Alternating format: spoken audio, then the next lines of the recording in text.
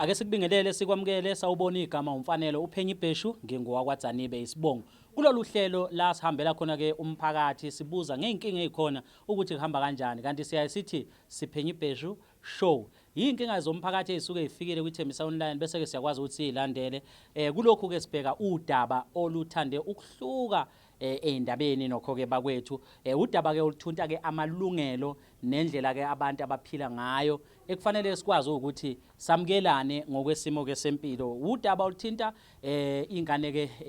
eyiphila ke ukuthi mhlambe ngokwesimo sokuthandana ngokobulili obufanayo ineminyaka ke ewu15 efunda ke esikoleni eDavid Makhubo Secondary School ibe isihlala ke ekhaya cishe amaviki amabili ngenxa yokuthi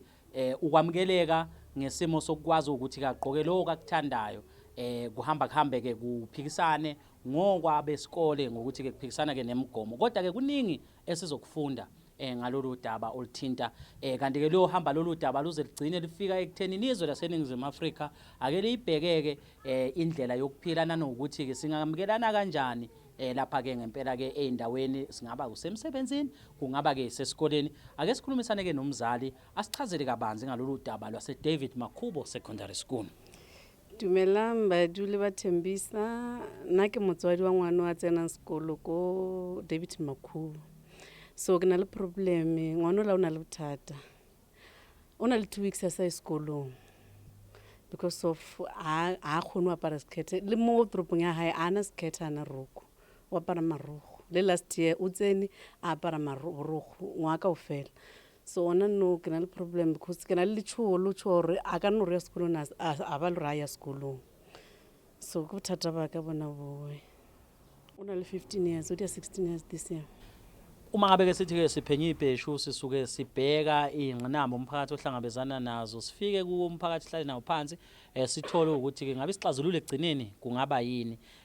singena ke odabeni siyajula njengamanje mama Thobela ke ari teng mathata athomaning ubona jwang rawa una le mathata ke bona last year ke umrekela diete ko shopong ano thoma rasa ko shopong wa ra dinya ke direta bannyana ke rata umrekela direta bannyana and last year thoma ntšha di apara mo tropong pe ke no ja ka re ke ntho e nyane like after ora re ena anya ko nya ka tafisi go ke mo ke le gona bona gore motho a se o ke nana gore ke yena but ke o ile wa come out of the closet wa shwara mama nna ke phila bophelo bo so na za ngampotsa selo ke iponetse like ke iponetse gore ke motho wa mohuta mang and then le the way like ngwana o wa bona gore na o mo hodisitse a le bjang and then o change o thoma o change o dia tse di feng ke no iponela bila ka tla ke nyoko mo stressa gore ke a motsisha cause ntwe ra ibona igona like okay ay ngempela kanti ke futhi nezwe liyabamukela abantwana sikolong mathata athoma jwang stress sa house ring stress sa ka sithomile ke botsisha go sekolong ba rula ba le meeting o ke motho le bana ke phela ke le busy ke bereka le ka di weekend a ke na all day a ke na off a ke na weekend ra offer sometimes arabic so maybe ka ba la re ke bana ene be na go ela di December mhlomongwe ba ka ba mo file lengwalo nga speakishane le bona ba ka ba mo file lengwalo ngwana se fitise lengwalo batswading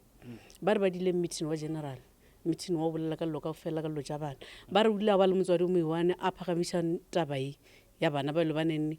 ba wela ka molsite la lesbian right so a tloka di support when re seo so ona no a ke ga ni ka ba le maybe re na le di phoso rena batswadi re ba le ding go fitla meeting so ngwana a ska ya sekolong na no ba ra ska para borogo ona le marogo a di slack ke uniform ya bona ba re ya parwa winter fela re okay aba apare uniform aba apare slack or ba khone bona re ka bana ba sekolo cause ngwana la a khone skirt at all a se khone le re ya kerekeng o re mama if you nyaka skirt kwa nga se khone go re a khone totally so I thoma jwang taba ya hore hawa ngwana no tlono dula fela aya sekolong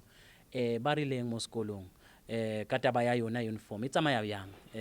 is there mhlambe some days where they wear some not ba re Monday, Tuesday, Wednesday wa apariwa di-cat and then Thursday Monday, Tuesday wa apariwa skirt, Wednesday wa apariwa borokgo, Thursday ke skirt kore like na ngwana o jikile mo last week wa ba le re fele ke le off ka tsamaya le ena sekolong ke fihla kwa nkry-a ba bangwe fela batswadi ba ba le gona batswadi ba bangwe ba re bana ba tshwanela re ba tsena ka sekolong o na le o mongwe ba apere seleke wa ka wa apere o na le ba bangwe ba apere seleke so wa ba le gore ba eme ko gate-ing re a leka re a bolela le bona ba re bule di-gate ebile a zange ba re bolela gate o na le ntate o mongwe re ra mmitšang ka sekgono mmitša ka lebitso o raya re thuse le yena ba nne o mmolela ande ebile le no a ke tsebe gorena ke eng ntho le banene e mmošeditše morago a ke tsebe batho ka se tsebe gorena o seo gaufi ba bolela tše difeng so e ke fihla kwa ke tlhakane le memo mongwe a dilang ka uniform memo o lang boditse gore solution a eyo a ona solution ke gore ngwana a tla epere borokgo ka mokgwa ena a kgonang ka gona mara a fihla gating a tlhobole borokgo a apare skirt ntho e le banene like nna le yena memola e re bolela re ka e kgona the way ena bolelang and then le the way ke mo understand but ngwana a understand like a understand total and nna ke bona o sa thuse gore ngwana a tsamaye mo a epere borokgo a fihle kwa change skirt a fetša a ska ba comfortable o ya o ithuta ketse kakwa bana ba bangwe ba tlo mo lebelela ka tseleng le thuto ya tsamaya a laela o laetša re mama ke a tsamaya ka sekolo mara ke kule ba bolela gore ba re ba eme ka nna ba emetse nna mpona ke pere skirt because ba ikole taba ya rena ba re taba ya rena e fetse kore se like ke tshuile bolela nnete a ke show ya gore ngwana o fitlhile sekolong o ra sa fitlhe so e o tshwara jwang taba ye le yena ngwana wa kgona go bua ka yona maybe a re mama ke tshwarea so maybe ba ntreata bad or jwang wa bolela ka yona ene like a setša le a thomile a re ke bolela ka yona a sharp at all ke motho wa strata ngwana ka gore tla strateng mara since a strateng re thoma re bolela ka taba skete ka no mona like o mo roba pelo o feta cause o ile a fetša re botša le rena le no bolela a le tsebe gore nna ke twa bjang ke nako ke mo understand sa taba ya gore o ka ba bjang ngwana ka o no tsamaya gore at least o di yona ntho ba rene ya diwa sekolong a re mamang ka sekgone a bolela straight nna ena ntshwara bad e ntshwara hampe a ke kgone total a ona ntho ke kgona o idia since le nno le re founela ke tlhobola dipijama ke le peteng a ona ntho ke kgona o idia ya stressa ke jikajikile mo ka moka ke nyaka monyakela poleke ya gore a ka se kgone o tsena sekolong mo e le banene ba apara marogo o ka rata o bona o dialang ka yona taba nna o ya ka nna o ka re like ba ka understanda ko sekolong sela ba kwešiše gore re na le bana ba ba so re phela le batho ba ba so sa bohlokwa ke thuto le bana ba kgona go bona gore ba apere uniform ka ofela ga ke gane ka no ba le rola o pere skirt o la o pere borokgo but ke uniform e feletseng ke ntho e ke no e gopela yona eo so mhlambe imessage yakho kubanye abazali abanezingane eziphila lempilo yoku mhlambe ukuba yilesbian kanjalo uthi mhlambe abakamkeleki kahle emphakathini yini ongafisa ukuyikhuluma nokuthi ungafisa labantwana abatreatwe kanjani ukuze bangazitholi sebenza ubeza ubuhlungu nna nka re mo batswadi a re supporteng bana ba rena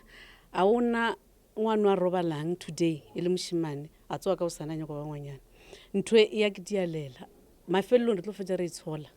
o botlhoko gore o be le ngwana today ka o sana go sena yena a ona mo ba lebeletse ngwana ka ntle le gore ba supporte ke rena batswadi a re supporteng bana ba rena re ba treate as ngwana o mongwe lo mongwe ba tshwane mhlambe okunye ngifisa ukuthola mama ukuthi ngabe ningenazama yini ukuthi nike nidlulise le ndaba nike nizama ukuthola usizo ukuthi hey naku nisha nendlu lapha ya re zamile after ba ba jikise ku sekolong le bomme bawe re le ra zama plan ya gore re nyaka koloi ready street and then nna a ke nyaka go bolela maaka a wa ya nna street ke romile sese ya hae cause e bona le tše dingwe tše ke tshwanetse ke di attend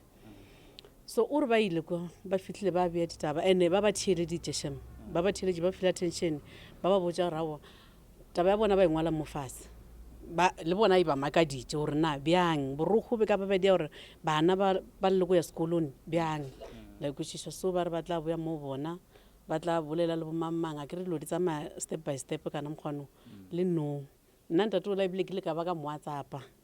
ke mmotsa gore at least okay if e le gore wa pala a re tsebiše ke eng re se ka dula ra mo late because nako ya tsamaya ngwana o šia ke dithuto a fitlha sekolong ba mo tsekiša a ba nyako o tseba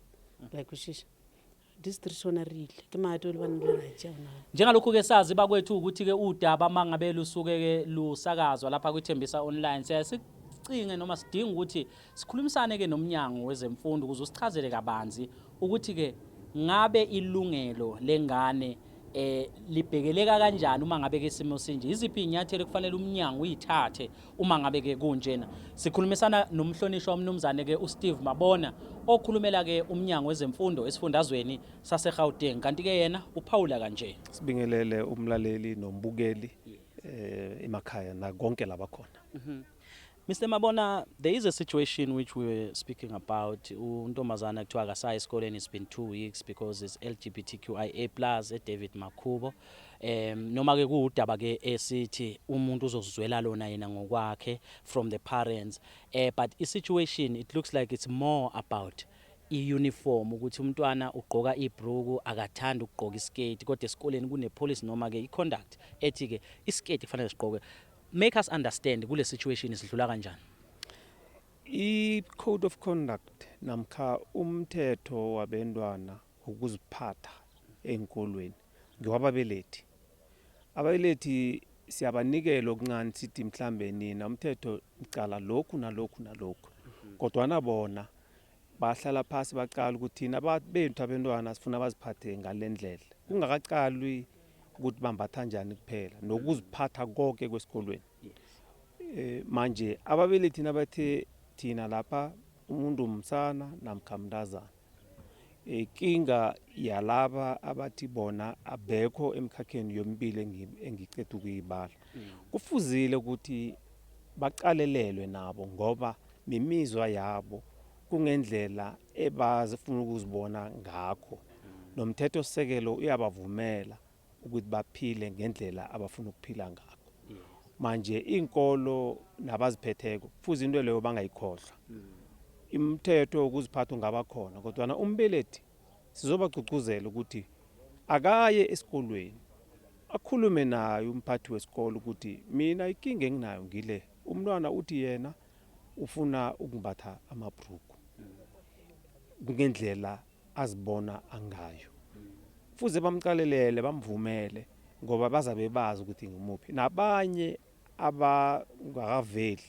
siyabagcugcuzela ukuthi abavele khulume naso isikolo ukuthi bethu abantwana banje ngoba inomthelelo omumbi ukuthi umntwana uzokuhlala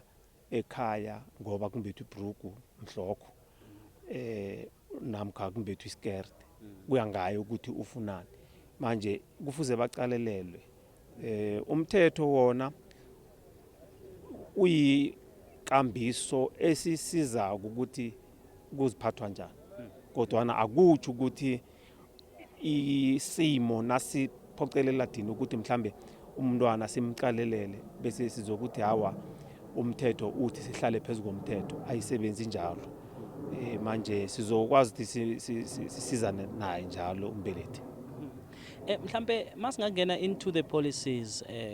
who decides what should happen and what not in terms of the conduct of the school and also the policies, just guidelines about some of the issues, whether minor or major?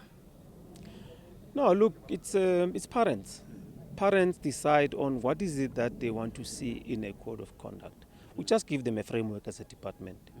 But if they were to say, let's put a clause which is going to accommodate the LGBTQIA+,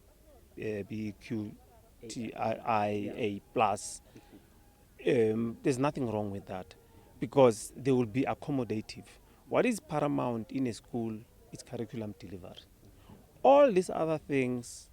they are there to guide us, but we need to premise curriculum delivery. So if the wellness of a child is affected by side issues, then it becomes a problem for us as a department. That's why we will always want to alleviate pressure from parents and make sure that any challenge that parents are facing with their children, it's we accommodate them as much as possible. So it's parents, ikibo abazali, umthetho bangawuchugulula ukuthi laba abantwana abazibona bangaleyo ndlela bakwazi ukuthi nabo bakhululeke bazi ukuthi isikolo sethu siyasemukela sibantwana. In closing, for the future, are we seeing you revisiting some of these codes, conducts, and what do you think should happen? Yes, indeed. We are actually waiting for DBE. We're going to be introducing a policy where we will be guiding schools on how this community must be treated. In terms of the ablution facilities, the code of conduct, like as it were, we are talking about now, how to make the environment to be conducive for them as well. So that those that are willing to come out and say, this is me, accept me as I am, then they should be in a position to be free to do that, because they would be guided, schools will be guided by police. So we're waiting for that policy. But in the interim, what we said when we were experiencing challenges of in Soweto, where children will say, when I go to boys' toilet, I'm being harassed. When I go to girls' toilets, I'm being harassed. Where must I go? We took a compromise to say schools need to then accommodate those children in the staff room. Our employees can understand that the child came and they classify themselves the way they classify themselves. So there's nothing wrong. They can then utilize, because they are adults, they are matured enough not to harass them, and they are educators. Educators are actually parents. They should be in a position to understand those children. And then they must be accommodated in the staff room ablution facilities. So that was an interim solution that we gave schools. But we then said, let's then wait for DBE to guide schools and the environment to say, how do we move forward? Because we have this community, which the Constitution is granting them permission to live with everyone side by side. So how do we then want them to change when they are in our environment? And when they leave our environment, then they change again. It's unfair, to them. So that policy, we think it will then be assisting us, but we're still waiting for it, because I understand that as GDE, we are implementers of policy, which would have been granted by Department of Basic Education. Mouthful, Mr. Mabona, we really appreciate your time, sir. Thank you. Thank you very much. Yeke muzwa kwethu ngicabanga ukuthi ke kuningi ongakufunda lapha kulolu hlelo mangabe sithi ke siphenye ibheshu, ngoba sisuke siqaqa amafindo abophekile namalungelo abanye akwazi ukuthi ke abhekeleke. Khona ke ongakufunda thisha nhloko we principal la ukhona, ngicabanga ukuthi ke lolu daba luzokufundisa ngokuphila nokuzama ukuthi ke nawe ungaphila kanjani ke nezingane ezilolu hlobo. Uma abeke sithi siphenye ibheshu, igama lami mina ngingumfanelo uphenye ibheshu, ngingowakwaDzanibe isibongo. Ithombe nemsindo siqoshelwe uDerek Phukela, shot by Hauser, ebamsene nensizwa uMahlatsi Mashamayete, ekhona nobanele uBrazo wakwaSondlo. Siyabonga.